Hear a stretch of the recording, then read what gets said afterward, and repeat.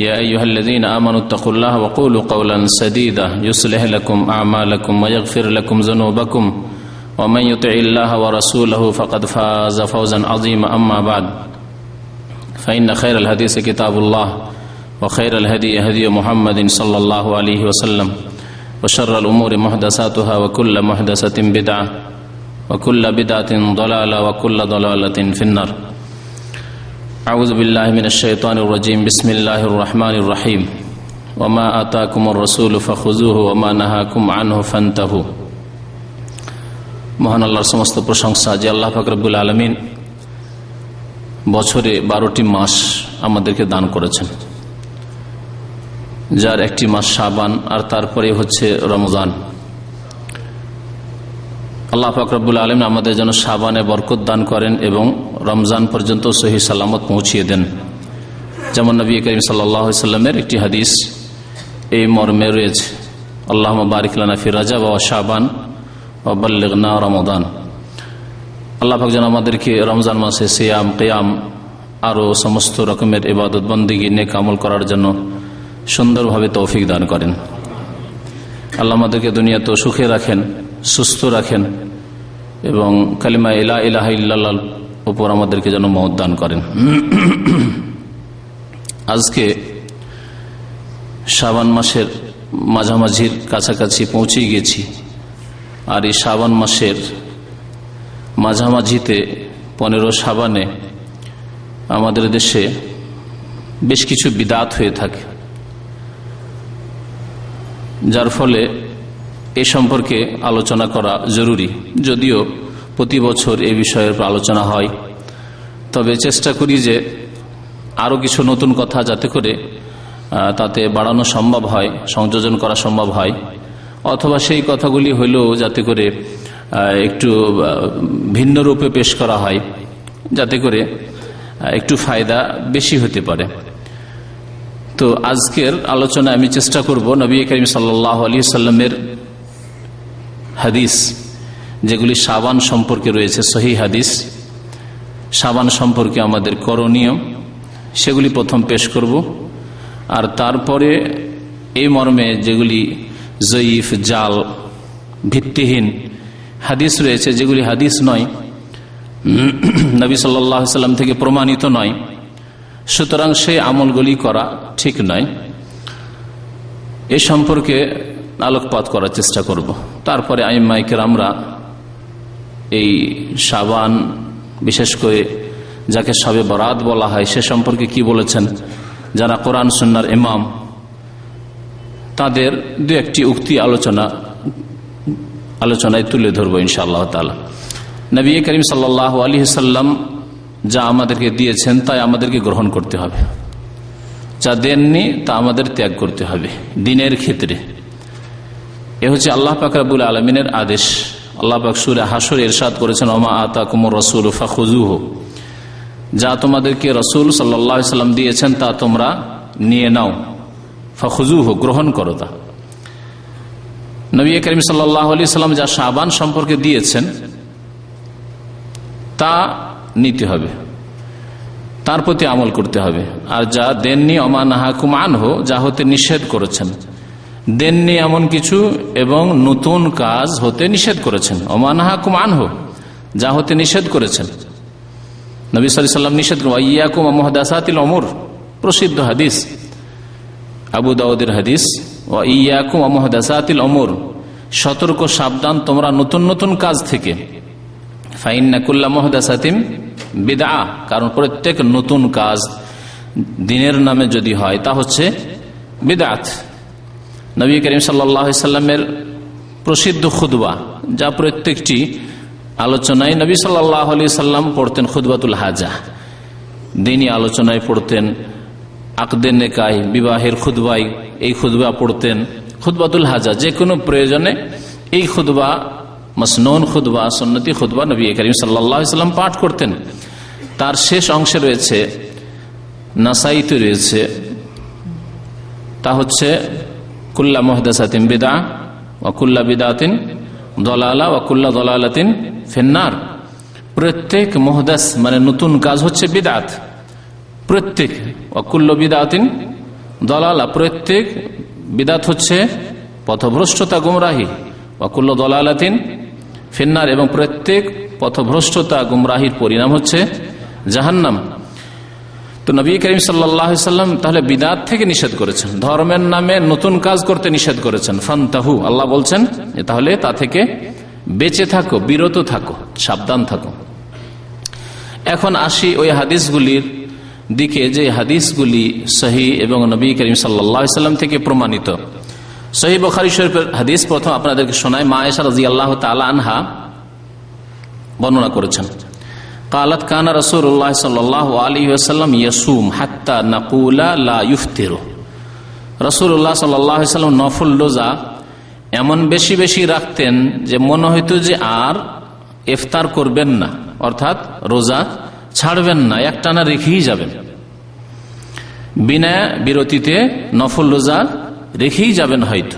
ওয়া ইফতিরু, আবার মাঝে মাঝে রোজা ছেড়ে দিতেন, নফল রোজা রাখতেন না। হাত্তা নাকুল, এমনকি আমরা মনে মনে বলতে লাগতাম লা ইয়াসুম, আর মনে হয় নফল রোজা রাখবেন না। তাই নফল রোজা যখন রাখতেন পরপর বেশ কিছুদিন রেখেই যেতেন হয়তো, কখনো কখনো নফল রোজা রাখতেন না, ছাড়তেন, এইরকম করতেন নফল রোজা সম্পর্কে। তারপরে বলছেন মা আয়েশা রাদিয়াল্লাহু তাআলা আনহা, ফামা রাআইতু রাসূলুল্লাহ সাল্লাল্লাহু আলাইহি ওয়াসাল্লাম ইসতাকমালা সিয়াম আশ-শাহরি ইল্লা রমাদান। আমি দেখিনি যে রাসূলুল্লাহ সাল্লাল্লাহু আলাইহি ওয়াসাল্লাম কোন মাস পুরোটাই রোজা রেখেছেন, ইল্লা রমজান, রমজান ছাড়া। রমজান মাস ছাড়া কোন মাসে সম্পূর্ণ মাসের রোজা রাখেননি, পুরো মাসের রোজা রাখেননি। কোন মাস ছাড়া? রমজান মাস ছাড়া। তার রমজান মাসের রোজা আল্লাহ পাক সিয়াম ফরজ করেছেন। ফামান শাহিদা মিনকুমুশ শাহরা ফালিয়াসুমহু, যেই ব্যক্তি তোমাদের মধ্যে এই মাস পাবে, এই মাসে উপস্থিত হবে, ফালিয়াসুমহু, অবশ্যই সে রোজা রাখবে। আল্লাহ পাক তাহলে রমজান মাসের রোজার কথা এই আয়াতের অংশে উল্লেখ করেছেন। ওমা রাআইতুহু আকসারা সিয়ামান মিনহু ফি শাবান, ওমা রাআইতুহু আকসারা সিয়ামান মিনহু ফি শাবান, এবং নবী কারীম সাল্লাল্লাহু আলাইহি ওয়াসাল্লামকে শাবান মাসের চাইতে বেশি অন্য কোন মাসে রোজা রাখতে দেখিনি। কি অর্থ হইল? যে সবচাইতে বেশি রোজা রেখেছেন নবী করিম সাল্লাল্লাহু আলাইহি ওয়াসাল্লাম শাবান মাসে, শাবান মাসের চাইতে বেশি অন্য কোন মাসে রোজা রাখতে দেখিনি। রমজান মাসে পুরা রোজা রাখতেন, আর তারপরে শাবান মাসে সবচাইতে বেশি রোজা রাখতেন রাসূলুল্লাহ সাল্লাল্লাহু আলাইহি ওয়াসাল্লাম। অন্য মাসে এত বেশি রোজা রাখতেন না। অন্য মাসে নবী সাল্লাল্লাহু আলাইহি ওয়াসাল্লাম যেটি সুন্নত তরিকা ছিল সেটি হাদিস দ্বারা প্রমাণিত, সপ্তাহে 2 দিন রোজা রাখতেন, সোমবার আর বৃহস্পতিবার এই রোজা রাখতেন। আর আইয়ামে বীজের রোজা রাখতেন, অর্থাৎ চাঁদের 13, 14, 15 এই 3 দিন। তাহলে 3 দিন রোজা প্রত্যেক মাসে রাখতেন, আর প্রত্যেক সপ্তাহে 2টি রোজা রাখতেন। তাহলে 2টি রোজা প্রত্যেক সপ্তাহে রাখলে প্রায় কটি হয়? 8টি বা 9টি হয়। অনেক সময় 4 সপ্তাহের বেশি হয়ে যায়, 4 7 28। তো 8টি রোজা আর এইদিকে 3টি রোজা, 8 3 11 বা 12টি রোজা রাখতেন হয়তো, 12-13 বেশি হইতো না, মানে মাসের অর্ধেক পৌঁছিত না কোনো মাসে নফল রোজা নবী করিম সাল্লাল্লাহু আলাইহি ওয়াসাল্লামের। শাবান মাসের অধিকাংশ দিনগুলিতে রোজা হইতো, অধিকাংশ দিনগুলিতে রোজা হতো নবী করিম সাল্লাল্লাহু আলাইহি ওয়াসাল্লামের। আখরাজাহুল বুখারী, হাদিসটি সহিহ বুখারীর হাদিস। ওমা রাআইতুহু আকসারা সিয়ামান মিনহু ফি শাবান, আমি দেখিনি যে নবী সাল্লাল্লাহু আলাইহি ওয়াসাল্লাম শাবান মাসের চাইতে বেশি অন্য কোনো মাসে রোজা রেখেছেন। প্রখ্যাত তাবেঈ আবু সালমা বলছেন যে আমি মা আয়েশা রাদিয়াল্লাহু তাআলা আনহাকে জিজ্ঞাসা করলাম, মুসলিম শরীফের হাদিস, এই শাবান সম্পর্কে। সাআলতু আয়েশা রাদিয়াল্লাহু আনহা, আয়েশা রাদিয়াল্লাহু তাআলা আনহাকে আমি জিজ্ঞাসা করলাম।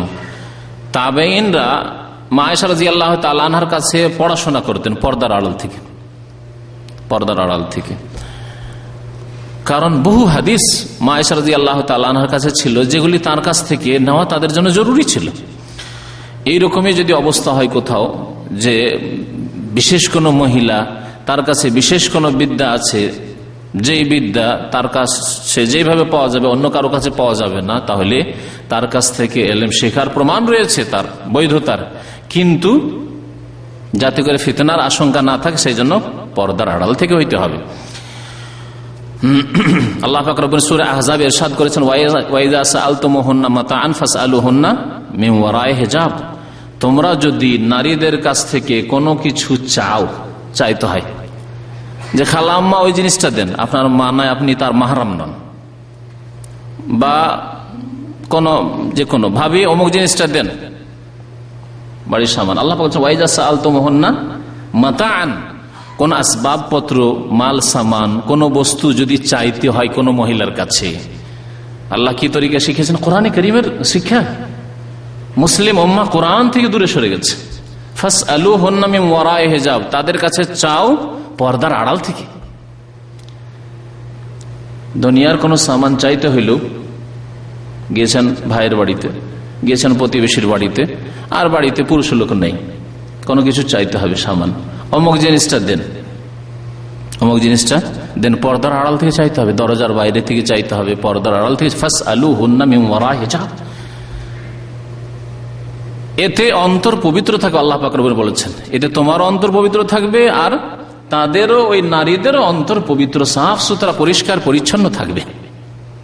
যালিকা আতহারু লিকুলুবিকুম ওয়া কুলুবিহিন্না, এটি হচ্ছে অত্যন্ত পবিত্রতা তোমাদের অন্তরের জন্য, তাদের অন্তরের জন্য। তাহলে দ্বীনের শিক্ষা নিলেও অথবা অন্য কোনো শিক্ষা নিলেও পর্দার আড়াল থেকে হবে। মহিলা প্রফেসর, লেডি প্রফেসর, হ্যাঁ, মেডিকেল কলেজের প্রফেসর, ইউনিভার্সিটির প্রফেসর, লেকচারার, আর সামনে পড়াবে যুবক ছেলেদেরকে, জায়েজ নয়, হারাম, হারাম। যেমন যুবতী মেয়েদেরকে পুরুষ শিক্ষক দিয়ে সরাসরি পড়ানো জায়েজ নয়, হারাম, ঠিক তেমনি কোন মহিলা প্রফেসর দিয়ে, লেকচারার দিয়ে বা শিক্ষিকা দিয়ে পুরুষ ছেলেদেরকে পড়ানো জায়েজ নয়, হারাম। আল্লাহ পাক রব্বুল কোরআনে যে তালিম দিয়েছেন, শিক্ষা দিয়েছেন, তাতে রয়েছে সার্বিক কল্যাণ। এই কোরআনের শিক্ষা থেকে, আদর্শ থেকে মুসলিম জাতি সরে গেছে, সহ শিক্ষা শুরু করেছে, আল্লাহ পাক তাদের উপর আযাব চাপিয়ে দিয়েছে, আযাব চাপিয়ে দিয়েছেন। অশান্তি আর অশান্তি, ইউনিভার্সিটিতে স্ট্রাইক, অশান্তি, মারপিট, ছাত্র ধরে প্রফেসরদেরকে, লেকচারারদেরকে মার দিচ্ছে, ইত্যাদি ইত্যাদি। তো আবু সালমা রহমতুল্লাহ আলাইহি প্রখ্যাত তাবেঈ, 7 জন মশহুর ফোকাহা ছিলেন তাবেঈনদের মদিনায়, ফোকাহে সাবাহ মদিনার বলা হয়, তাদের একজন আবু সালমা রহমতুল্লাহ আলাইহি। মা আয়েশা রাদিয়াল্লাহু তাআলা আনহার ছাত্র, পর্দার আড়ালে ছাত্র। বলছেন যে আমি মা আয়েশা রাদিয়াল্লাহু তাআলা আনহাকে জিজ্ঞাসা করলাম আন সিয়ামে রাসূলিল্লাহ সাল্লাল্লাহু আলাইহি ওয়াসাল্লাম, রাসূলুল্লাহ সাল্লাল্লাহু আলাইহি ওয়াসাল্লামের নফল রোজা সম্পর্কে। নবী করিম সাল্লাল্লাহু আলাইহি ওয়াসাল্লাম নফল রোজা, সুন্নত রোজাগুলি যে রাখতেন, তার ধরন কি ছিল, পরিমাণ কি ছিল, সংখ্যা কি ছিল। ফাকালাত কানা ইয়াসুম হাত্তা নাকুল ক্বাদ সাম ওয়া ইফতার, রাসূলুল্লাহ সাল্লাল্লাহু আলাইহি ওয়াসাল্লাম রোজা রাখতেন, তারপরে আমরা মনে করতাম যে রোজা রেখে যাবেন হয়তো, ওয়া ইফতার হাত্তা নাকুল ক্বাদ আফতার, তারপর রোজা ছেড়ে দিতেন, মনে হয়তো যে আর রোজা রাখবেন না। তার মানে এইরকম কোন নিয়ম ছিল না যে এতটা হইতেই হবে, একবারে জরুরি। মাঝে মাঝে বেশি রেখে দিতেন, মাঝে মাঝে কম রাখতেন, মাঝে মাঝে একটানা রেখে দিতেন, মাঝে মাঝে বেশ কিছুদিন ছেড়ে দিলেন। এইভাবে নবী করিম সাল্লাল্লাহু আলাইহি ওয়াসাল্লাম রোজা রাখতেন। তারপরে বলছেন যে ওয়ালাম আরাহু সাইমান মিন শাহরিন কাত্তু আকসারা মিন সিয়ামিহি মিন শাবান, শাবান মাসে যত বেশি রোজা রেখেছেন তার চাইতে বেশি তাকে রোজা রাখতে কোনোদিন বা কোনো মাসে দেখিনি। কানা ইয়াসুমু শাবানা কুল্লাহু, যে কথাটি শোনাতে চাইছিলাম এই শাবান সম্পর্কে, শাবান মাসের প্রায় দিনগুলি, কুল্লাহ বলা হয়েছে, গত সপ্তাহে কুল্লের অর্থ বলেছি, কুল মানে অধিকাংশ এই ক্ষেত্রে। কানা ইয়াসুমু শাবানা কুল্লাহ, নবী সাল্লাল্লাহু আলাইহি ওয়াসাল্লাম শাবান পুরোটাই রোজা রাখতেন। তারপরে বলছেন বর্ণনাকারী আবু সালমা, কানা ইয়াসুমু শাবানা ইল্লা কালিলা। মা আয়েশা রাদিয়াল্লাহু তাআলা আনহা তাকে হাদিস শোনাচ্ছেন যে রাসূলুল্লাহ সাল্লাল্লাহু আলাইহি ওয়াসাল্লাম শাবানে রোজা রাখতেন ইল্লা কালিলা, অল্প দিন ছাড়া, অল্প কয়েকদিন ছাড়া শাবান মাসের অধিকাংশ দিনগুলিতেই রোজা রাখতেন। এই হাদিসের প্রচার কেন করে না বিদআতপন্থীরা, যে শাবান মাসের শুরুতে প্রচার মাধ্যমগুলি লেগে যাক, রেডিও, টিভি, বিভিন্ন চ্যানেল যেগুলো ইসলামিক চ্যানেলের নামে মশহুর, অথচ ইসলামের নামে বিদআত অনেকেই প্রচার করছে বা অধিকাংশগুলি প্রচার করছে, তারা কেন লাগছে না এই হাদিসগুলি প্রচার করে? রাসূলুল্লাহ সাল্লাল্লাহু আলাইহি ওয়াসাল্লাম সহিহ মুসলিমের হাদিস, বুখারী মুসলিমের হাদিস, ওয়া কানা ইয়াসুমু শাবানা ইল্লা কালিলা, রাসূলুল্লাহ সাল্লাল্লাহু আলাইহি ওয়াসাল্লাম শাবান মাসের অল্প দিন ছাড়া সবগুলি দিনে রোজা রাখতেন। সবগুলি দিনে রোজা রাখান, জাল কথা প্রচার করেন, সহি কথার প্রচার করেন না বিদাতি ভাইরা। আর একটি হাদিস এই শাবান সম্পর্কে, যে হাদিসটি প্রমাণ করে যে শাবানের শেষ দিকে রোজা না রাখাই ভালো, যদিও জায়েজ রয়েছে। عن أبي هريرة رضي الله تعالى عنه قال قال رسول الله صلى الله عليه وسلم إذا كان النصف من شعبان فلا صوم حتى يجيء رمضان। আবু হুরায়রা রাদিয়াল্লাহু তাআলা আনহু বলছেন যে রাসূলুল্লাহ সাল্লাল্লাহু আলাইহি ওয়াসাল্লাম ইরশাদ করেছেন, ইযা কানা নিসফু মিন শাবান, শাবানের অর্ধেক যখন হয়ে যাবে, মানে 15 তারিখ যখন হয়ে যাবে, ফালা সাওমা, আর রোজা নেই, মানে রোজা রাখিও না। অন্য হাদিসে ফালা তাসুম, রোজা রাখিও না, হাত্তা ইয়াজিয়া রমাদান, যতক্ষণ পর্যন্ত রমজান না আসে। রমজান আসলে আবার রমজানের ফরজ রোজা রাখো। তাহলে শাবানের 15 তারিখের পরে আর নফল রোজা রাখিও না, নবী সাল্লাল্লাহু আলাইহি সাল্লামের এই আদেশ। কিন্তু এই আদেশ বাধ্যতামূলক নয়, এটি হচ্ছে মুস্তাহাব হুকুম, যে উত্তম হচ্ছে এই বাকি 15 দিন যে আছে শাবানের, তারপরে রমজানে চলে আসবে, পুরো মাস রোজা রাখতে হবে। এই 15 দিন রোজা না রাখাই ভালো, রাখিও না। এই দিনগুলিতে প্রস্তুতি নাও, মানসিক দিক থেকে, শারীরিক দৈহিক দিক থেকে প্রস্তুতি নাও। মানসিক দিক থেকে প্রস্তুতি, যে মানুষ যখন বেশি বেশি একটা কাজ করে বিরক্তি চলে আসে। এমনটা না হয় যে শাবানে বেশি বেশি রোজা রাখতে গিয়ে রমজান মাসের ফরজ রোজায় গিয়ে বিরক্তি চলে এসেছে, এমন যাতে না হয়, গুনাহগার হয়ে যাবে। সুতরাং মানসিক প্রস্তুতি দরকার, শারীরিক দৈহিক প্রস্তুতি। রোজা রেখে রেখে স্বাভাবিক যদি বড় দিন হয়, কষ্টের কাজ, মেহনতের কাজ করেন, তাহলে শরীরের উপরে প্রভাব পড়তে পারে। তো আগে থেকে শরীরকে প্রভাবিত করিয়েন না, আপনি প্রস্তুত হন শারীরিক দিক থেকে। হাদিসটি ইবনে মাজায় রয়েছে, হাদিস সহিহ। তো শাবান মাসের তাহলে 15 তারিখের পর রোজা না রাখাই ভালো। বিশেষ করে একেবারে শেষ দিকে আরো একটু শক্ত করে নিষেধ করা হয়েছে রমজানের সাথে মিলিয়ে দিতে।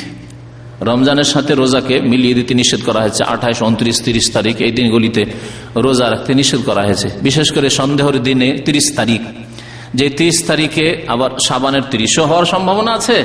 চাঁদ দেখতে ভুল হইলে, চাঁদ দেখা যায়নি, মেঘলা আকাশ ছিল শাবানের, তাহলে কি ধরবো? হ্যাঁ, মেঘলা আকাশ ছিল। 29 তারিখের পরে কোন তারিখ ধরবো? চাঁদ দেখতে পাইনি, শাবানের 30 তারিখ, এটা তো ধরলাম। কিন্তু সম্ভাবনা আছে যে মেঘলা আকাশ আমরা দেখতে পাই, চাঁদ হয়েছে, এরও সম্ভাবনা আছে। এই দিনকে বলা ইয়া মুশাক, সন্দেহের দিন।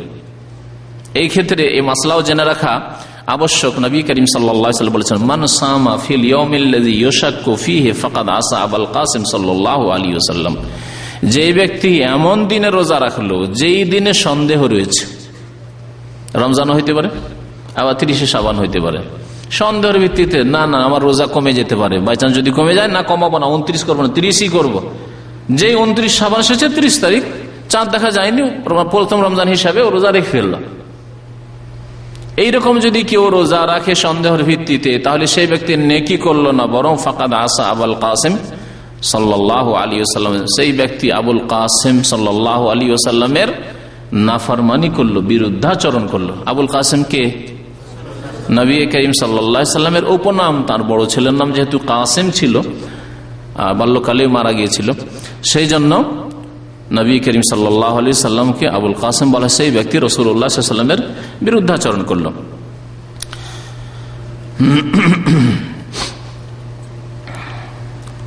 শাবান মাসে আরেকটি দিকে লক্ষ্য করা উচিত, তা হচ্ছে নিজেদের যদি রোজা বাকি থাকে গত রমজানের, অথবা নিজের স্ত্রীর, মা বোনের, মহিলাদের বিশেষ করে রোজা কাজা হওয়া স্বাভাবিক। প্রত্যেক মাসে মাসিক ঋতু রয়েছে, 2 দিন, 4 দিন, 5 দিন, 7 দিন রোজা কাজা হওয়া স্বাভাবিক।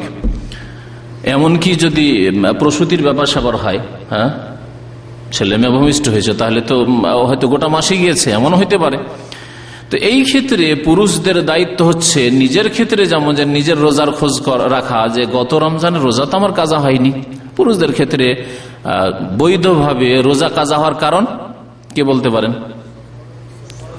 হ্যাঁ হ্যাঁ, অসুস্থতা আর সফর। আল্লাহ পাক রব্বুল কোরআন কারীমের সূরা বাকারায় ইরশাদ করেছেন, ফামান কানা মিনকুম মারিদান আও আলা সাফারিন, সুতরাং তোমাদের মধ্যে কেউ যদি মারিদ হয়, মানে অসুস্থ হয়, পীড়িত থাকে, আও আলা সাফারিন, অথবা সফরে থাকে, ফাইদ্দাতুম মিন আইয়ামিন উখার, তাহলে অন্য দিনে সেই সংখ্যা পূরণ করবে। যে সংখ্যা ছুটেছে সেই সংখ্যা পূরণ করে, 10 দিন ছুটেছে 10 দিন করে, 5 দিন ছুটেছে 5 দিন রোজা রাখবে। এগুলি হচ্ছে শরীয়তি ওজর। আর যারা পাপ করে, অন্যায় করে, জুলম করে ছেড়েছে, কাজ একটু ভারী, রোদ আজকে খুব বেশি ছিল, খুব পিপাসা লেগে গেছিল, সেই জন্য ছেড়েছে, তারা গুনাহগার, তাদেরও কাজা ফরজ। কিন্তু তারা যেহেতু গুনাহগার, কাবিরা গুনাহ করেছে, সেজন্য তাদের তওবা ইস্তিগফারও করতে হবে আল্লাহ পাকের কাছে, যে আল্লাহ মাফ কর, অন্তর থেকে তওবা করবে। না হলে আল্লাহ এই কাবিরা গুনাহ মাফ করবেন না। হয়তো রোজার কাজা তো পূরণ হইল, কিন্তু কাবিরা গুনাহ হয়তো আল্লাহ পাক মাফ করবেন, তার জন্য দুনিয়া অথবা আখিরাতে আল্লাহ পাক আযাব দেবেন। তো বলছিলাম এই মাসলা যে গত রমজানের রোজা যদি কারো কাজা থাকে, তাহলে এই কাজা আদায় করার শেষ মিয়াদ হচ্ছে এই শাবান পর্যন্ত, দীর্ঘ 11 মাস। আল্লাহ বড় ছাড় দিয়েছেন, জরুরি করে দেননি যে রমজানের রোজা সওয়ালে রাখো, তারপরে রাখো, না হজের আগে রাখো। 11 মাস সময় দিয়েছেন, সওয়াল থেকে শুরু করে আবার শাবান পর্যন্ত, রমজান থেকে রমজান শুরু হওয়ার আগে রাখতে হবে। কেউ যদি রমজান পার করে দেয়, গত রমজানের রোজা বাকি থেকে গেছে, আবার এই রমজান চলে আসলো, রোজা রাখলো না, তাহলে সে গুনাহগার হয় বিলম্ব করার জন্য। এই গুনার জন্য তওবা করতে হবে, এবং অধিকাংশ উলামায়ে কেরামদের নিকটে কাজাও করতে হবে আর কাফারাও দিতে হবে। কাজাও করতে হবে এবং কাফারা মানে ফিদিয়ে দিতে হবে। যারা অপারগ, একবার স্থায়ী অসুস্থ, রোজা রাখতে পারে না, তাদের যেমন ফিদিয়া রয়েছে, প্রত্যেক রোজার বিনিময়ে 1.5 কেজি করে খাদ্যদ্রব্য, চাউল বা গম, অর্থাৎ 45 কেজি 30 রোজার। তো এই কাফারাও দিতে হবে, ফিদিয়াও দিতে হবে, আর রোজাও রাখতে হবে। যাই হোক, আর গুনাহগার হবে বিলম্ব করার জন্য। সেই জন্য বলছি যে সব ভাইদের রোজা বাকি আছে, তারা এই রোজাগুলি এই কদিনের মধ্যেই রেখে নেবেন। কাজা রোজা আগে রাখতে হবে, নফল সুন্নতের আগে কাজা রোজা আগে রাখতে হবে। মা আয়েশা রাদিয়াল্লাহু তাআলা আনহা তাই করতেন। এই 11 মাসের যে আল্লাহ পাক ছাড় দিয়েছেন, সেটাকে ব্যবহার করতেন।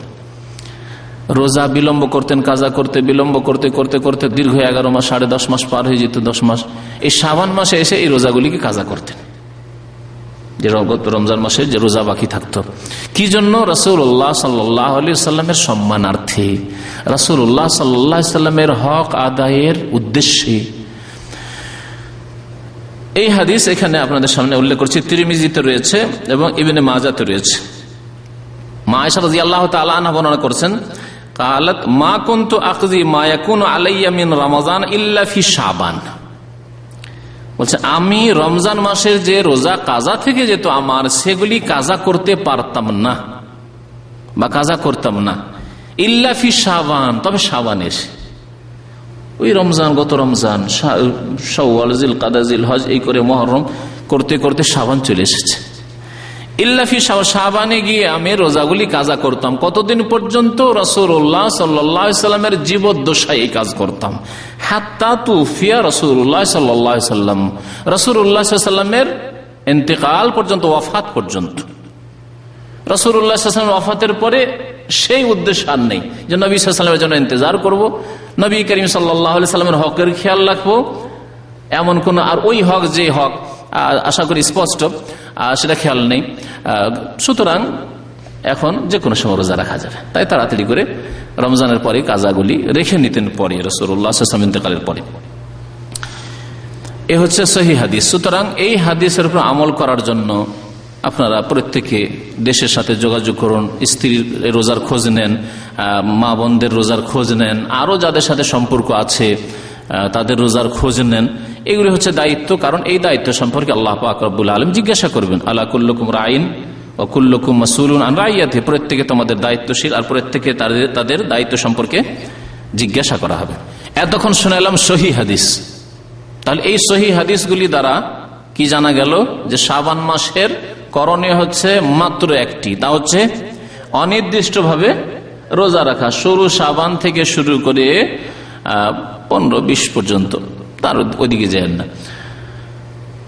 যতটা পারেন নফল রোজা রাখেন। এ হচ্ছে করণীয়। এই রোজা ছাড়া এমন কোন নফল পড়া বিশেষ রাত্রে না, যার অভ্যাস আছে অথবা অভ্যাস করতে চান যে তাহাজ্জুদ পড়বো, অথবা তাহাজ্জুদ যদি না পারি অল্প কিছু নফল নামাজ পড়বো, আমি কিছু তেলাওয়াত করব রাত্রে, সেগুলি আপনার ইখতিয়ারি ব্যাপার, আপনার স্বাধীনতার ব্যাপার। কিন্তু নির্দিষ্ট করে শাবান মাসের কোন রাত্রে বিশেষ কোন ইবাদত নেই। শাবান মাসে রোজা রাখা ছাড়া সিয়াম, নফল সিয়াম রাখা ছাড়া, সিয়াম পালন করা ছাড়া অন্য কোনো আমল আর নেই। এখন আপনাদেরকে কিছু জয়ীফ জাল হাদিস শোনাই।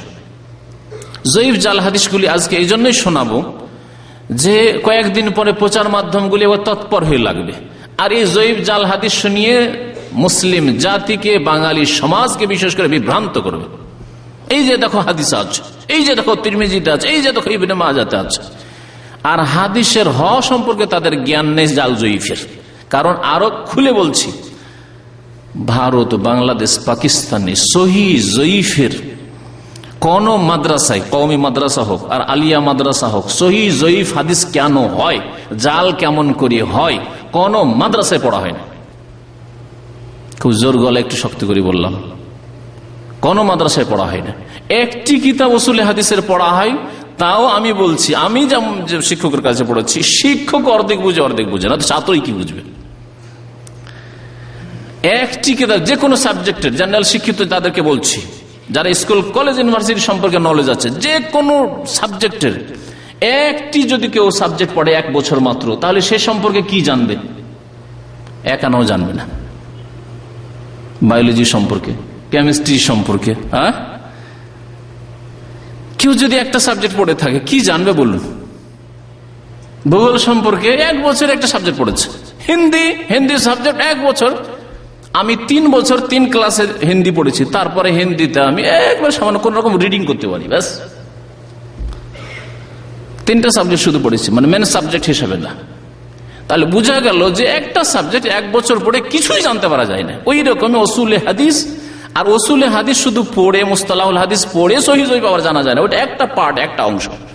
তার জন্য আবার জারহে তাদিল জানতে হবে, মুহাদ্দিসিনদের জারহ তাদিল, অর্থাৎ একজন বর্ণনাকারী সে বিশ্বস্ত কিনা, কেমন করে এর মাপকাঠি কি, বিশ্বস্ত জানবো কি করে যে লোকটি বিশ্বস্ত, এর হাদিস নেওয়া যাবে যাবে না, এর আলাদা একটা সাবজেক্ট রয়েছে। আসমায়ে রিজাল, অর্থাৎ বর্ণনাকারীদের বায়োগ্রাফি, ইতিহাস বৃত্তান্ত তাদের জীবনের, যে তারা কেমন ছিল, ধার্মিক ছিল না ধার্মিক ছিল না, সুন্নতি ছিল না বিদাতি ছিল, স্মৃতিশক্তি ছিল না স্মৃতিশক্তি দুর্বল ছিল, ইত্যাদি ইত্যাদি।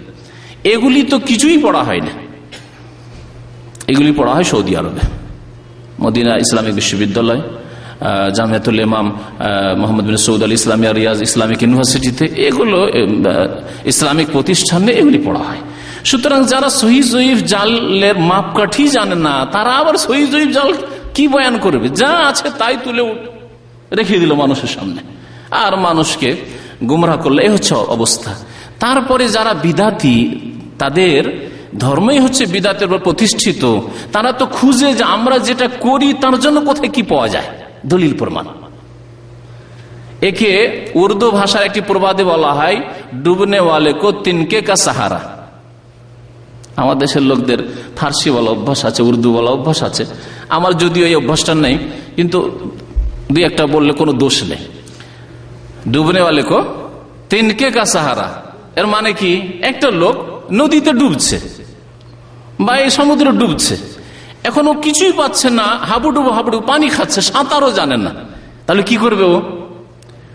তিনকা মানে হচ্ছে উর্দুতে তিনকা মানে খড়, এটা যদি খড়ও পায় খড়টা ধরবে, এটা যদি পাটকাঠিও পায় সেটাও ধরবে, যে হয়তো এটা ধরে কোন রকম বাঁচতে পারবো হয়তো, তাই না?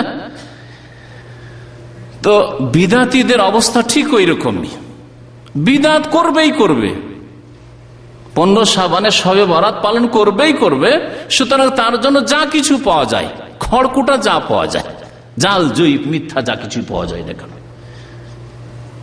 ডুবনে ওয়ালে কো তিনকে কা সাহারা, বিদাতি কো এই জাল জয়ীফের সাহারা। একটি হাদিস শুনেন, জয়ীফ হাদিস, দুর্বল ভিত্তিহীন হাদিস।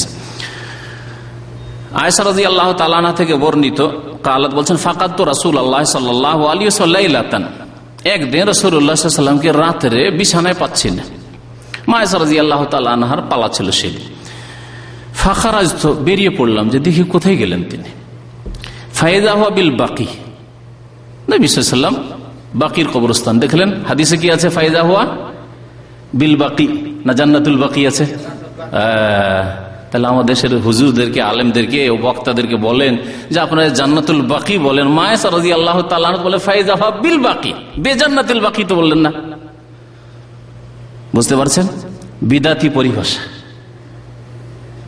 বিদাতি পরিভাষা। আকীদার বিদাতে ভরা আমাদের, বিশ্বাসের বিদাত, জবানের কথার বিদাত আর আমলের বিদাত, সব রকমের বিদাতে ভরা। জান্নাতুল বাকি না বললে বেয়াদবি হয়ে যাবে। মায়েশা রাদিয়াল্লাহু তাআলা ওই বেয়াদবি করলেন নাকি? কি বলছেন? আবার শোনায় হাদিস, ফাকাত তো রাসূলুল্লাহ সাল্লাল্লাহু আলাইহি ওয়াসাল্লাম লাইলাতান ফাখারাজতু ফাইজাহুয়া বিল বাকিয়া, বেরিয়ে পড়লাম খোঁজার জন্য রাসূলুল্লাহ সাল্লাল্লাহু আলাইহি ওয়াসাল্লামকে। আশঙ্কা হলো কি জানি কোথায় চলে গেলেন, এটাও হইতে পারে কোন শত্রু হাতে পড়ে যেতে পারেন, অথবা আর একটা সন্দেহ যে আমার রাত্রে আমার পালে আবার অন্য কোনো বিবির ঘরে চলে গেলেন নাকি। কারণ সতীনদের এইরকম মেজাজ হওয়াটা স্বাভাবিক, এইরকম সন্দেহ স্বাভাবিক। বেরিয়ে পড়লাম, ফাইজা বিল বাকি, দেখলাম যে তিনি বাকির কবরস্থানে রয়েছেন। ওই মদিনার কবরস্থানের এলাকার নাম হচ্ছে বাকি, আল বাকি। আর ওই এলাকায় যেহেতু একটা কাঁটাওয়ালা গাছ হইতো, কণ্টকযুক্ত গাছ খুব ওখানে জন্মতো, সেই জন্য ওই গাছের নাম হচ্ছে গারকাত। গারকাত ইহুদিদের গাছ বলা হয়েছে হাদিসে। এই জন্য কোন কোন হাদিসে ওই এলাকার নাম বলা হয়েছে বাকিউল গারকাত। ওই গারকাত গাছ জন্মায় যে এলাকায়, ওই এলাকার বাকি। কোন কোন হাদিসে মাকবারাতুল বাকি, আরবিতে কবরস্থানকে কি বলে? আমরা বাংলা উর্দুতে বলি কবরস্থান, আর আরবিতে বলা হয় মাকবারা। দেখবেন 91-এর বাইরে, এখানে দামামের বাইরে যাবেন আর এয়ারপোর্ট রোডে যখন যাচ্ছেন, রাইটে যেমনই আপনার যে ওভারব্রিজ আছে ওখান থেকে ডান দিকে একটু লক্ষ্য করবেন, লেখা আছে মাকবারা, আল মাকবারা, কবরস্থান। তো মাকবারাতুল বাকি বলা হয়েছে। কোন জায়গায় জান্নাতুল বাকি নেই, কোন হাদিসে খুঁজে পাবেন না। এই ক্ষেত্রে আরো বলছি, জয়ীফ হাদিসও খুঁজে পাবেন না, কোন জাল হাদিসও খুঁজে পাবেন না। তাহলে এই যে বিদাতি ইস্তেলাহগুলি, বিদাতি টার্মগুলি ছাড়তে হবে না ধরে থাকতে হবে? ছাড়তে হবে। আল্লাহ পাক ওই সব আলেমদেরকে, ওই সব বক্তাদেরকে, ওই সব হুজুরদেরকে হিদায়াত করেন যারা ওই বিদাতি টার্ম মুসলিম সমাজকে শিখিয়ে রেখেছে। কারণ এটা শুধু শব্দের বিদাত নয়, এতে আরো এক সমস্যা আছে। জান্নাতুল বাকি মানে আরেকটা ধারণা, জান্নাত এখানে কবর পাওয়া মানে বেনামাজি হইলো জান্নাত, মদখোর হইলো জান্নাত, চোর ডাকাত হইলো জান্নাত, চামার হইলো জান্নাত। জান্নাতুল বাকি যেহেতু জান্নাতুল বাকি, তাই না?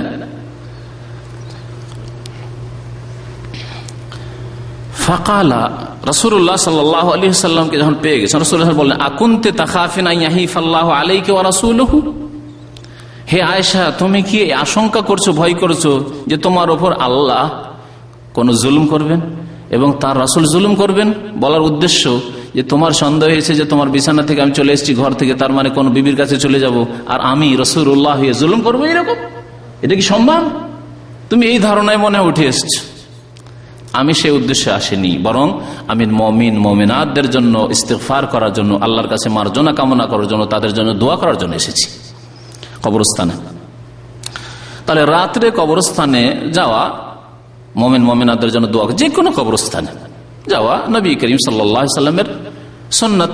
এই সুন্নতটি এই হাদিস না, এই হাদিস তো বলবো পরে এর অবস্থা, সহিহ হাদিস দ্বারা প্রমাণিত, সহিহ হাদিস দ্বারা প্রমাণিত যে নবী করিম সাল্লাল্লাহু আলাইহি সাল্লাম মাঝে মাঝেই বাকির কবরস্থানে যেতেন, রাত্রে বিশেষ করে যেতেন আর দিনেও যেতেন, জিয়ারত করতে যেতেন।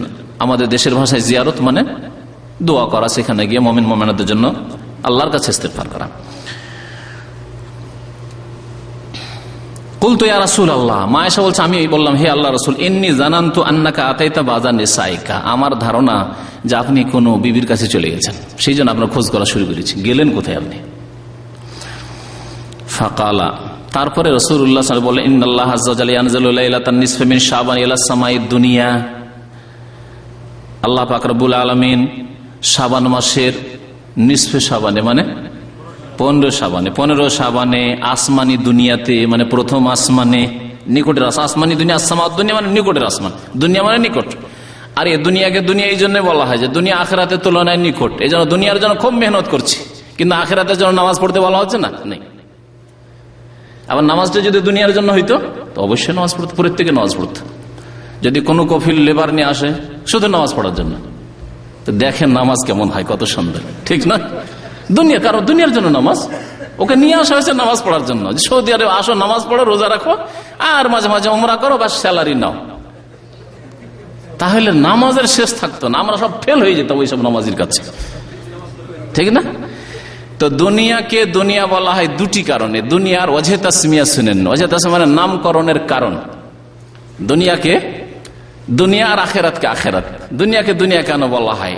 একটি কারণ হচ্ছে দুনিয়া পরকাল আখেরাতের তুলনায় নিকটবর্তী। আর দুনিয়া মানে আদনার মুআন্নাস, দুনিয়া মানে হচ্ছে নিকটবর্তী। নিকটবর্তী মানুষ নগদ নগদ চায়, পয়সা চাই। দুনিয়া হচ্ছে পয়সার নাম, দুনিয়া হচ্ছে নেতৃত্বের নাম, মন্ত্রী মিনিস্টার আর এমপি হওয়ার নাম, চেয়ারম্যান হওয়ার নাম। দুনিয়া হচ্ছে বড় পোস্ট পাওয়ার নাম, দুনিয়া হচ্ছে আয়েশ আরামের নাম। সুতরাং এগুলোর জন্য মেহনত করছে, কিন্তু নামাজ ও তো আখিরাতের কাজ, রোজা হজ যাকাত ও তো আখিরাতের কাজ। সেই জন্য অধিকাংশ লোক এই ক্ষেত্রে গাফেল, কারণ আখিরাত অনেক দূরে, অনেক দূরে মনে হচ্ছে। শয়তান পর্দা ফেলে দিয়েছে চোখের উপর, অথচ মরলে আখিরাত শুরু, কিন্তু শয়তান পর্দা ফেলে দিয়েছে চোখের উপর। দুনিয়ার নামকরণের আরেকটি কারণ হচ্ছে দুনিয়া মানে নিকৃষ্ট হয়, যেমন কাছেও হয় নিকটেও হয় দুনিয়ার অর্থ। আরেকটি অর্থ হচ্ছে দুনিয়া মানে নিকৃষ্ট। যেমন এই লোকটি আদনা লোক, হাদিস আছে আদনা রাজুলিন ফিল জান্নাহ, জান্নাতের নিম্ন স্তরের লোক। দেখেন আদনা মানে নিম্ন স্তর, নিকটবর্তী নয়। তো দুনিয়া মানে নিকৃষ্ট। আর দুনিয়াকে দুনিয়া এই জন্য বলা হয় যে দুনিয়া আখিরাতের তুলনায় একেবারে নিকৃষ্ট, নিকৃষ্ট, তুচ্ছ। নবী করিম সাল্লাল্লাহু আলাইহি ওয়াসাল্লাম বলেছেন, লাউ কানাতিদ দুনিয়া তা'দিলু ইনদাল্লাহি জানাহা বাউদা মা সাকা কাফিরান শারবাতা মাইন। দুনিয়ার মূল্য, সারা দুনিয়ার মূল্য, সেই সারা দুনিয়াতে কত যে খনিজ সম্পদ আছে, কত স্বর্ণ চাঁদি আছে, কত টাকা পয়সা, রিয়াল ডলার টাকা, কত যে আছে আল্লাহ পাক জানে। আর কত যে সম্পদ আছে জমিনের ওপরে, মাটির তলায়, হ্যাঁ, আর কত যে বড় বড় নেতৃত্ব আছে, আর কত যে ভোগবিলাসের বিষয়বস্তু আছে। এই সবগুলি মিলিয়ে লাউ কানাতিদ দুনিয়া, পুরা দুনিয়া তা'দিলু ইনদাল্লাহি জানাহা বাউজা, আল্লাহর নিকটে যদি মাছির ডানা বরাবর তার মূল্য হইত, মাছির পাখার সমান, ডানার সমান মূল্য হইত, আল্লাহর কাছে যদি এতটুকু মূল্য হইতো, মা সাকা কাফিরান শারবাতা মাইন, তাহলে কোন কাফের নাস্তিককে, মুশরিক পুত্তলিককে, অস্বীকারীকে এক ঢোক পানিও আল্লাহ পাক দিতেন না। কারণ দুনিয়ার একটা নিয়ামত হচ্ছে পানি, আল্লাহ পানি দিতেন না। যে কাফের তুই আল্লাহকে স্বীকার করিস, তোকে পানি কেন দেবো? পানি দিতেন না। তাহলে আল্লাহ শ্বাস প্রশ্বাস দিতেন, হাওয়া বাতাস দিতেন, অক্সিজেন দিতেন? দিতেন না আল্লাহ পাক রব্বুল আলামিন। কিন্তু দুনিয়ার মূল্য আল্লাহ পাক রব্বুল আলামিনের নিকট আখিরাতের তুলনায় কিছুই নয়, নিকৃষ্ট দুনিয়া। তো দুনিয়া মানে নিকৃষ্ট, দুনিয়া মানে নিকটবর্তী, আর দুটোই রয়েছে এই দুনিয়াতে।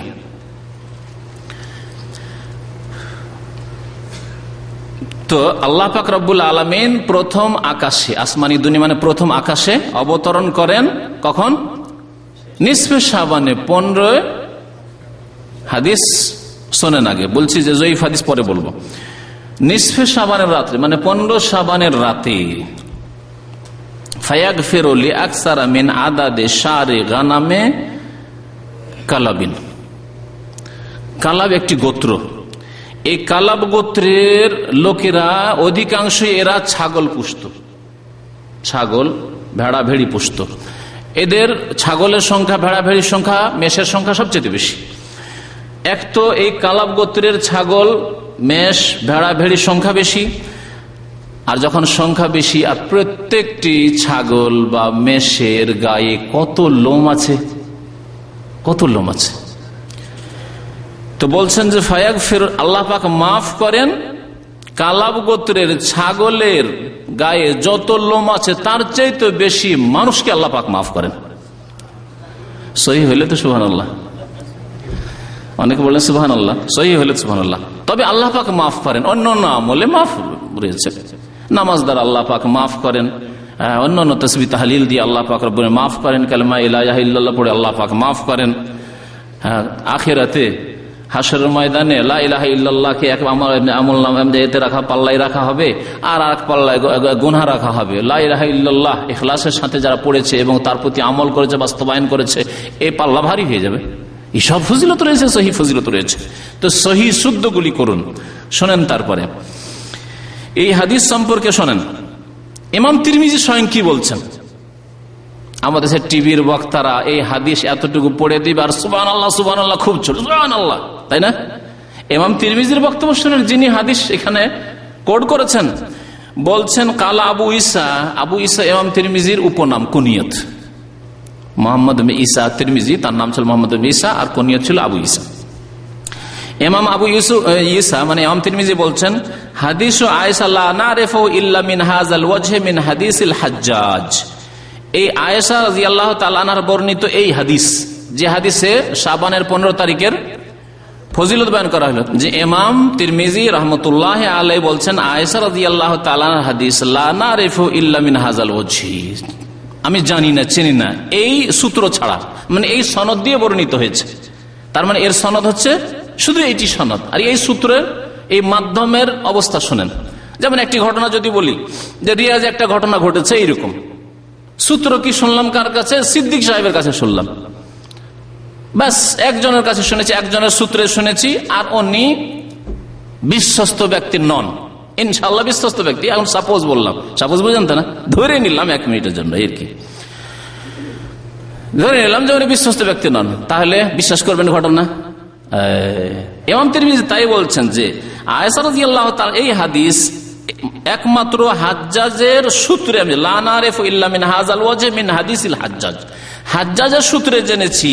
আর এই হাজ্জাজ বিন আরতা সম্পর্কে বলবে পরে, আমি না বলে তার ভাষায় বলছি, ইমাম তিরমিজির ভাষায় বলছি। ওয়াসাআলতু মুহাম্মাদান, বলছেন ইমাম মুহাম্মদকে এই হাদিস সম্পর্কে জিজ্ঞাসা করেছিলাম। ইমাম মুহাম্মদ তার ওস্তাদ কে বলতে পারেন কেউ? মুহাম্মদ বিন ইসমাইল আল বুখারী। ইমাম তিরমিজি ইমাম বুখারী রাহমাতুল্লাহ আলাইহির ছাত্র, তো তার ওস্তাদ মুহাম্মদ বিন ইসমাইল বুখারী। তো ইমাম বুখারী রাহমাতুল্লাহ আলাইহিকে তিনি জিজ্ঞাসা করেছেন এই হাদিস সম্পর্কে, যে 15 শাবানের রাতে আল্লাহ পাক রব্বুল আলামিন অসংখ্য লোককে মাফ করেন, কালাব গোত্রের যত বকরি ছাগল আছে, তার লোম যত আছে, তার চাইতে বেশি লোককে মাফ করেন, এই হাদিস কেমন? তখন ইমাম মুহাম্মদ বিন ইসমাইল বুখারী কি বলেছে? ইউযাইফু হাযাল হাদিস, এই হাদিসকে তিনি যায়ীফ বলতেন, দুর্বল বলতেন। ওয়াকালা ইয়াহইয়া ইবনে আবি কাসীর লাম ইয়াসমা মিন উরওয়া, আর কারণ উল্লেখ করেছেন, প্রথম কথা এই সনদে আছে ইয়াহইয়া বিন আবি কাসীর বর্ণনা করেছেন উরওয়া থেকে, কিন্তু উরওয়া থেকে তিনি শোনেননি, তাহলে মধ্যখানে গ্যাপ আছে। আর গ্যাপে এই লোক যে কি আছে আল্লাহ পাক জানে, তাহলে হাদিস হচ্ছে বিচ্ছিন্ন। একে মুহাদ্দিসিনদের ভাষায়, উসুলে হাদিসের ভাষায় বলে মুনকাতে হাদিস, বিচ্ছিন্ন হাদিস, সূত্র বিচ্ছিন্ন। যেমন এই ঘটনায় বলি যে রিয়াজে একটা ঘটনা ঘটেছে, সিদ্দিক সাহেব আমাকে বলেননি, সিদ্দিক সাহেব অন্য কাউকে বলেছেন, বা সিদ্দিক সাহেব আমাকে বলেছেন, কিন্তু সিদ্দিক সাহেব সরাসরি এই ঘটনা দেখে আসেননি, ঘটনা আর কারো কাছ থেকে শুনেছেন, ওর নাম উল্লেখ নেই, কে আছে? সিদ্দিক সাহেব বলেছেন, কিন্তু সিদ্দিক সাহেব আসলে রিয়াজ জাননি। তাহলে ঘটনা সম্পর্কে সন্দেহ হবে না? হবে না। হতে পারে সিদ্দিক সাহেব এমন ব্যক্তি থেকে বয়ান করেছেন সে মদ খাওয়া লোক, হতে পারে সে একবারে স্মৃতিশক্তি দিয়ে একবারে সরা পচা, হতে পারে যে সেই ব্যক্তি বেঈমান, মিথ্যুক, একবারে মিথ্যা কথাবার্তা বলে, মানুষকে বিব্রত করে। আরে শুনলাম নাকি রিয়াজে লোকজনকে ধরছে আর এই কামা ফেড়ে ফেলে দিচ্ছে, এইরকম ঘটনা শুনেছেন না শুনেনি কিছুদিন আগে? শুনলেই বিশ্বাস করবেন, বিশ্বস্ত সূত্রে শুনতে হবে, বিশ্বস্ত সূত্রে শুনলে ঠিক আছে বিশ্বাস করবেন, কিন্তু এমনিতে শুনলে বাতাস এইরকম খবর বিশ্বাস হয়ে গেল। জ্ঞানী মানুষ কখনো এরকম করে বিশ্বাস করে না। তো বলছেন যে মধ্যখানে বিচ্ছিন্নতা আছে, যে কে সিদ্দিক সাহেব যে যার কাছ থেকে বর্ণনা করেছেন তার নাম আমরা জানি না, তাকে চিনিও না। ইয়াহইয়া বিন কাসীর যে হাদিস বর্ণনাকারী উরওয়া থেকে বয়ান করেছেন, কারণ সনদে আমি সামনে উল্লেখ করেছি, বলছেন আখবারাল হাজ্জাজ বিন আরতা আন ইয়াহইয়া বিন আবি কাসীর আন উরওয়াতা, আর উরওয়া রাহমাতুল্লাহি আলাইহি, উরওয়া ইবনে জুবাইর আয়েশা রাদিয়াল্লাহু তাআলা আনহা থেকে বর্ণনা করেছেন। তাহলে উরওয়ার ছাত্র ইয়াহইয়া বিন কাসীর নাই, মধ্যখানে একজন কেউ আছে, কে জানার নেই। হতে পারে মৃত্যু, হতে পারে দাজ্জাল, হতে পারে স্মৃতিশক্তি একেবারে নেই, শুনেছে প্রত্যেক রাত্রে করে দিয়েছে নিসফে শাবান, আর কোনো বিচিত্র নেই। কারণ সহিহ মুসলিমের হাদিসে কি আছে? ইয়ানজিলু রাব্বুনা তাবারাকা ওয়া তাআলা কুল্লা লাইলাতিন ইলাস সামাইদ দুনিয়া, আমাদের রব আল্লাহ পাক রব্বুল আলামিন প্রত্যেক রাত্রে আসমানি দুনিয়াতে, মানে প্রথম আসমানে নেমে আসেন। আল্লাহ পাকের নেমে আসা অবতরণ আল্লাহ পাকের মতো, আল্লাহ পাকের মতো, যেমন আল্লাহ পাকের চেহারা আল্লাহর মতো, আল্লাহর হাত আল্লাহর মতো, আল্লাহর কথা আল্লাহর কালাম আল্লাহর মতো, মানুষের মতো নাকি? ঠিকই তেমনি আল্লাহ পাকের অবতরণ প্রথম আসমানে আসা আল্লাহ পাকের মতো, তার জন্য যেমন সমীচীন, তার জন্য যেমন যোগ্য। কুল্লা লাইলাতিন, এই হাদিস আছে মুসলিম শরীফের হাদিস, প্রত্যেক রাত্রে আসেন। তাহলে নিসফে শাবানের আবার কি থাকলো? ওই হাদিসটি সহিহ হতে পারে, বর্ণনাকারী মিথ্যুক অথবা স্মৃতিশক্তি একেবারে দুর্বল, কুল্লা লাইলাতিনকে নিসফে শাবান করে দিয়েছে। অথবা বিদাতি, সে দেখছে যে এখানে সুযোগ একটা, নিসফে শাবান যদি বাড়িয়ে দিই তাহলে নিসফে শাবানের ফজিলত মানুষের কাছে একটা ছড়িয়ে দেওয়া যাবে। আর বিদাতিরা এইভাবে জাল হাদিস প্রচার করেছে, ইচ্ছে করেও করেছে, অনেক সময় অনিচ্ছাকৃত করেছে। অনিচ্ছাকৃত মানে স্মৃতিশক্তির মানে হ্রাস পাওয়ার কারণে, স্মৃতিশক্তি দুর্বল হওয়ার কারণে করেছে। সে বেচারা মনে করছে আমি ঠিক বলছি, কিন্তু আসলে ভুল বলছে। আর অনেক সময় ইচ্ছা করে বলে। এর বাস্তবে একটা ঘটনা শোনাচ্ছি। আমি বক্তব্য করলাম গণতন্ত্রের উপরে, যে ইসলামে গণতন্ত্র নেই, গণতন্ত্র ইসলাম পরিপন্থী বিষয়। আজকে থেকে 5-7 বছর আগে যেটা প্রথম অডিও রেকর্ড হয়েছিল, তারপরে বাংলাদেশের এক ম্যাগাজিনে আসলো, যে আমার নাম দিয়ে আসলো, যে বলছে যে ইসলামের রাজনীতি নেই। ওটা কি করেছে? গণতন্ত্রকে পাল্টে দেশের শব্দ পাল্টে কি করেছে? তিনি বলেছেন যে ইসলামে কোনো রাজনীতি নেই। আমি কখনো বলি না আমার জিন্দিগিতে, আমি ছাত্র লাইফ থেকে বিশ্বাস রাখি না, ছাত্র জীবন থেকে, যে ইসলামের রাজনীতি নেই। ইসলামে যদি রাজনীতি না থাকবে তাহলে বদর ওহুদ কেনই বা হইল? আর মক্কা বিজয়, ফতে মক্কা বিজয়ী কেন হইল? আর খয়বরী কেন হইল? আর তাইফের যুদ্ধই কেন হইল? ইত্যাদি হইল কেন? এগুলো তাবুক কেন হইল? আর ইসলামে যদি রাজনীতি না থাকে তাহলে চোরের হাত কি করে কাটা যাবে? একটা লোক খুন করে দিল, তাহলে ওকে শাস্তি কেমন করে ওর বাস্তবায়ন করা হবে? ডাকাতের কি করে শাস্তি হবে? রাজনীতি আলাদা জিনিস আর গণতন্ত্র আলাদা জিনিস। তাহলে যেই ব্যক্তি এই মিথ্যা কথা বলেছে, সে দুইয়ের এক, হয় সে মিথ্যুক, কোরআন সুন্নাহর অনুসারী আলেমদের শত্রু, সে শত্রুতা করে এটা প্রচার করেছে। আর না হইলে তার স্মৃতি শক্তি হচ্ছে ছড়া, সে শুনেছে এক আর বলেছে আর এক। শুনেছে গণতন্ত্র, কিন্তু তার মনে থাকেনি, বুঝলো রাজনীতি নেই। ঠিক না? দেখলেন বাস্তব উদাহরণ। দুই রকমের এক অবশ্যই সে আছে।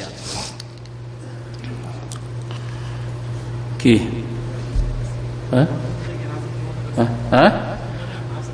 অথবা নিজের ব্যাখ্যা করেছে, যে রাজনীতি মানে গণতন্ত্র, তাছাড়া আর কোনো উপায় নেই। তাই নবী করিম সাল্লাল্লাহু আলাইহি ওয়াসাল্লামের যুগে কোন গণতন্ত্র ছিল, আবু বকরের যুগে কোন গণতন্ত্র ছিল, ওমরের যুগে কি গণতন্ত্র ছিল, ওসমানের যুগে কি গণতন্ত্র ছিল, আর আলী রাদিয়াল্লাহু তাআলা আনহুম আজমাইন তাদের জামানে কি গণতন্ত্র ছিল। মহিলারা যেত ভোট দিতে, পুরুষ যেত ভোট দিতে, আর ভোট দিয়ে তাদের খলিফা বানানো হয়েছে, এগুলি কি হয়েছে? আর এ সম্পর্কে বিস্তারিত আমি এর আগের বক্তব্যে শুনিয়েছি, সুতরাং সেই বিষয়ে আর ঢুকতে চাইছি না। তো কি বলছিলাম, যে সহিহ হাদিস আছে প্রত্যেক রাত্রে আল্লাহ পাক রব্বুল আলামিন প্রথম আসমানে আসেন, প্রত্যেক রাত্রে। শাবানের 15 তারিখের সাথে কোনো সম্পর্ক নেই, সহিহ হাদিস এটি। যখন তৃতীয় শেষ অংশ, রাতের শেষ তৃতীয় অংশ বাকি থাকে, মানে শেষ তৃতীয় অংশ, এই জন্য তাহাজ্জুদের উত্তম সময় হচ্ছে রাতের শেষ তৃতীয় অংশ। তো এই হাদিস সম্পর্কে আরো শোনাই। তারপর আরো বলছেন, একটি কারণ হলো যে বিচ্ছিন্নতা, মধ্যখানে ইয়াহইয়া বিন আবি কাসির উরওয়া থেকে শোনেননি।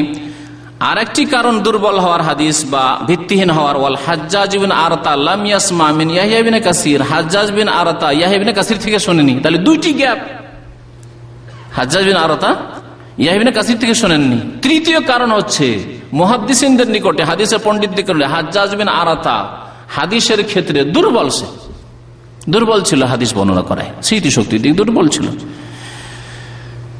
ইমাম আলবানী রহমতুল্লাহ আলাইহি সেই জন্য হাদিস সম্পর্কে বলছেন যায়িফুন, হাদিস হচ্ছে যায়িফ। ইবনে মাজার 1389 নম্বরে তিনি বলেছেন। যায়িফ সুনান ইবনে মাজাতে রয়েছে 295 নম্বর, মিশকাতে রয়েছে 1299 নম্বর, জামে সাগীরের যায়িফ জামে সাগীরের 1761 নম্বরে। এই সমস্ত কিতাবগুলিতে নাসিরুদ্দিন আলবানী রহমতুল্লাহ আলাইহি পর্যন্ত হাদিসকে যায়িফ বলেছেন। তাহলে হাদিস ভিত্তিহীন। তাহলে ইন্ডিয়া, বাংলাদেশ, পাকিস্তানের বিদাতীদের দলে দলে এই 15 শাবান রাত্রে কবর জিয়ারত করতে যাওয়া কি ভিত্তিহীন বিদআত। ওমা আতাকুমুর রাসূল ফাখুযু নয়, রাসূলুল্লাহ সাল্লাল্লাহু আলাইহি ওয়াসাল্লাম এটা দেননি। রাসূলুল্লাহ অনির্দিষ্টভাবে মাঝে মাঝে বাকির কবরস্থানে যেতেন আর কবর জিয়ারত করতেন, সেইভাবে করবেন। এই বিদাতি জিয়ারত 15 শাবানে করবেন না।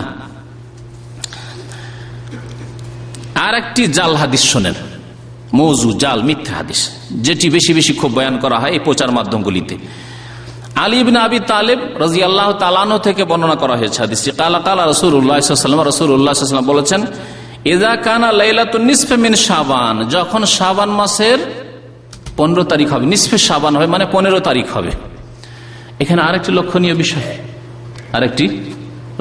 বিষয়, এই হাদিসগুলি জাল জয়ীফ হওয়া সত্ত্বেও এতে এসেছে নিসফে শাবান কথাটি এসেছে, লাইলাতুল বারা আসেনি। শবে বারা শব্দ এসেছে, লাইলাতুল মানে সব ফার্সি ভাষায়, তাহলে শবে বারাতের যে পরিভাষাটি আসলো যে 15 শাবানের রাতটি হচ্ছে শবে বারাত, বারাতের রাত মানে মুক্তির রাত, এর দলিল কি আমি জিজ্ঞাসা করছি বিদ্যার্থীদেরকে, কোথায় পেলে এই নামটি হাদিসে এসছে?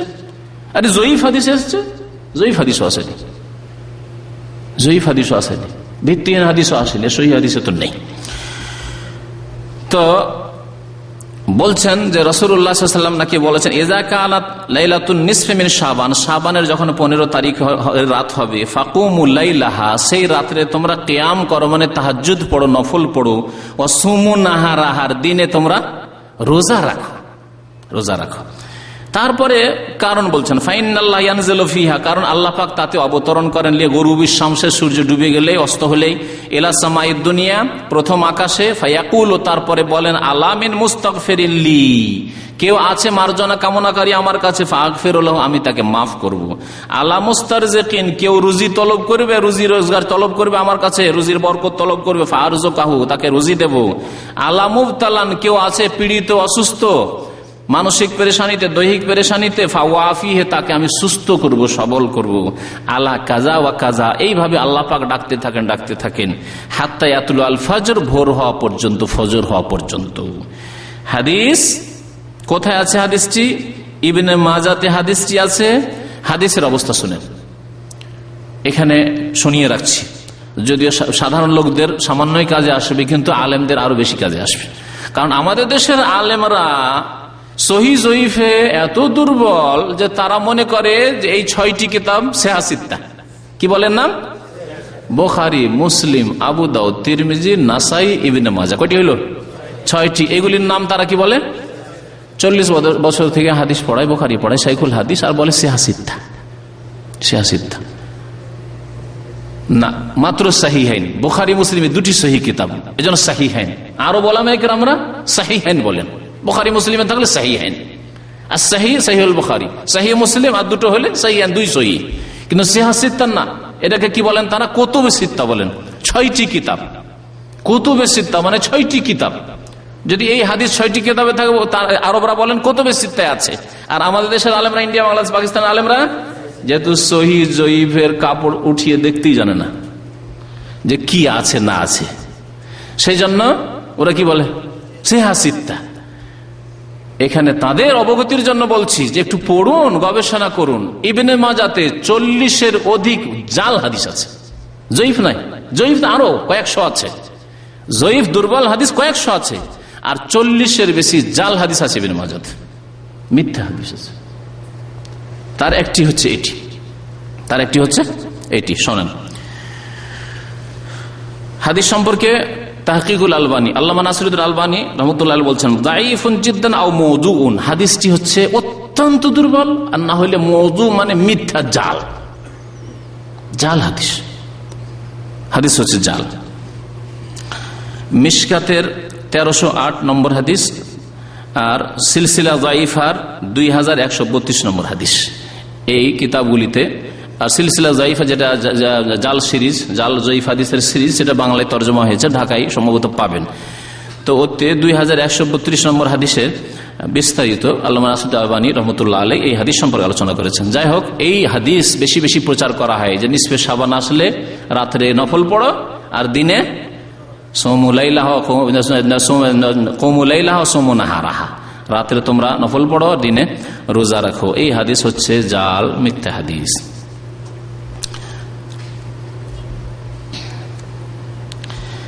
আর একটি হাদিস শুনিয়ে দিই, সময়ও চলে যাচ্ছে। কিছু আইম্মায়ে কেরামদের দু একটি কথাও শোনাবো মনে করছি। এই হাদিস আবু মুসা আশআরী রাদিয়াল্লাহু তাআলা আনহু থেকে বর্ণিত। আবু মুসা আশআরী রাদিয়াল্লাহু তাআলা আনহু থেকে বর্ণিত হাদিসটি ইবনে মাজাহ রয়েছে। আন রাসূলিল্লাহ সাল্লাল্লাহু আলাইহি ওয়াসাল্লাম, রাসূলুল্লাহ সাল্লাল্লাহু আলাইহি ওয়াসাল্লাম থেকে আবু মুসা রাদিয়াল্লাহু তাআলা বর্ণনা করেছেন, কাল বলছেন, ইন্নাল্লাহা লা ইয়াত্তালিউ ফি লাইলাতিন নিসফি মিন শাবান, আল্লাহ পাক রব্বুল আলামিন নিসফে শাবানের রাতে, মানে শাবানের 15 তারিখের রাতে কি করেন? তাকিয়ে দেখেন। লা ইয়াত্তালিউ, তাকিয়ে দেখেন মানে পৃথিবীবাসীর দিকে, সারা বিশ্বের মানুষের দিকে। ফায়াগফিরু লিজামিই খালকিহি, সুতরাং তারপরে আল্লাহ পাক কি করেন? সমস্ত মাখলুককে কি করেন? মাফ করে দেন। সমস্ত মানুষকে আল্লাহ পাক মাফ করে দেন, ইল্লা লি মুশরিকিন আও মুশাহিন, তবে আল্লাহ মুশরিককে মাফ করেন না। আর মুশাহিন মানে বিদ্বেষী, শত্রুতা যে অন্তরে রাখে তাকে আল্লাহ মাফ করেন না। এ হলো হাদিস। এই হাদিস, প্রথম কথা, এই হাদিসকে অধিকাংশ আইম্মায়ে কেরাম মুহাদ্দিসিনরা যঈফ বলেছেন, শুনে রাখেন। এবং এর কারণ, এর বর্ণনাকারী ইমাম ইবনে মাজার ওস্তাদের নাম হচ্ছে রাশেদ বিন সাঈদ বিন রাশেদ আর রামলি, তার ওস্তাদের নাম হচ্ছে ওয়ালিদ, আর তার ওস্তাদের নাম হচ্ছে ইবনে লাহিয়া। ইবনে লাহিয়া সম্পর্কে বলা হয়েছে যে সেই ব্যক্তি স্মৃতিশক্তি হারিয়ে গেছিল এবং শেষ জামানে একটু পাগল হয়ে গেছিল। কিতাব থেকে হাদিস বয়ান করতো, কিতাব তার হারিয়ে গেছিল, তারপরে তখন হাদিস বয়ান করতে গিয়ে ভুল ভাল যে ইশাই করে বয়ান করতো। এই জন্য তার হাদিস উলামায়ে কেরামরা মুহাদ্দিসিনরা ছেড়ে দিয়েছিলেন। ইবনে লাহিয়া তাহলে হাদিসের ক্ষেত্রে দুর্বল, যঈফ বর্ণনাকারী। এই হাদিসের বর্ণনাকারীর সামনে হাদিস আছে, যে কোন ইবনে মাজাহ খুললে সনদ সহ খুললে তাতে পাবেন আন ইবনে লাহিয়া আন যাহাক ইবনে আইমান আন যাহাক ইবনে আব্দুর রহমান ইবনে আরজাব আন আবি মুসা আল আশআরী। আমি প্রাথমিক এতটুকু আপনাদেরকে জানিয়ে রাখলাম যে ইবনে লাহিয়া একজন যঈফ বর্ণনাকারী, হাদিস আছে। এই জন্য অধিকাংশ আইম্মায়ে কেরামদের নিকটে এই হাদিস যঈফ। তাহলে যঈফ হলে ওখান থেকে শেষ হয়ে গেল। কিছু আলেমরা এই হাদিসটিকে হাসান বলেছেন, মানে যঈফের একটু উপরে আর সহিহের নিচে, গ্রহণযোগ্য কোন রকম হাসান, ঠিক আছে, হাসান বলেছেন। যদি হাসানি বলা হয়, ধরে নিলাম যে গ্রহণযোগ্য, তো এই হাদিস আছে কি এটি বুঝার বিষয়। এই হাদিস আছে রাত্রে নফল পড়ো, আছে? নেই। এই হাদিস আছে দিনে রোজা রাখো, নেই। এই হাদিস আছে যে দলে দলে কবর জিয়ারত করো, আছে। এই হাদিস আছে হালুয়া রুটি খাওয়াও গরিবকে, আছে। এই হাদিসে আছে যে কবরস্থানকে আলোকিত করো, আগরবাতি মোমবাতি জ্বালাও, রাস্তাঘাটকে আলোকিত করো, ধুমধাম করো, উৎসব করো, আছে? কিছুই নেই। তাহলে যতগুলি বিদাতিরা করছে উপমহাদেশে, কোনটাই নেই হাদিসে। আছে কি তাহলে এই হাদিসে? আবার হাদিসটি পড়ছি, আল্লাহ পাক শাবানের 15 তারিখের রাতে সারা পৃথিবীবাসীর দিকে কি করেন? নজর দেন, তাকান। লা ইয়াত্তালিউ, তারপরে কি করেন? সমস্ত মাখলুকে, সমস্ত মানুষকে আল্লাহ মাফ করেন, তবে দুই শ্রেণীর মানুষকে আল্লাহ মাফ করেন না। মুশরিককে মাফ করেন না। মুশরিক মানে শুধু মুশরিক না, মুশরিক, কাফের, মুনাফিক যতগুলি আছে, বেদিন যারা ইসলাম থেকে খারিজ হয়ে রয়েছে, তাদেরকে মাফ করেন না। ওর মধ্যে বেনামাজি শামিল, নাস্তিক তো শামিল আছেই, যারা ধর্ম নিরপেক্ষতা বিশ্বাসী তারাও শামিল আছে। জি, যারা কোরআনে কারীমের হয়তো নামাজ রোজায় বিশ্বাসী কিন্তু দণ্ডবিধানে বিশ্বাসী নাই, হদে বিশ্বাসী নাই, চোরের হাত কাটায় বিশ্বাসী নাই, এটা কেমন করে? ওটা আগের যুগের ছিল, তারাও নাই, কারণ তারা কাফের মুরতাদ। এইভাবে যতগুলি ইমান ইসলাম নষ্টকারী যতগুলি আছে সবগুলির থেকে খারিজ, মুশরিকের মধ্যে সবাই শামিলরা। এমনকি জন্মগত মুসলিম কিন্তু কবরে সিজদা করে, কবরে ওরসে যায়, চাদর চড়ায়, ছেলে মেয়ে চাইতে যায়, রোগের আরোগ্য তলব করার জন্য মাজারে যায়, ওই খাজা আজমেরির কাছে যায়, অথবা শাহজালালে যায়, আটরসিতে যায়, মাইজ ভান্ডারিতে যায়, ওই জিলানির কাছে যায়, ইয়া জিলানি মাদাদ, যাদের বাড়ি ঘরে লেখা থাকে বাস ইয়া গৌসুল আজম মাদাদ, যারা মনে করে যে পৃথিবীর কুতুব আছে, গৌস আছে, তারা পৃথিবীকে নিয়ন্ত্রণ করে, ধারণ করে, যারা মনে করে যে গঙ্গ হিসাবের হাতে পৃথিবীটা কি ছিল? পানের বাটোয়ার মতো।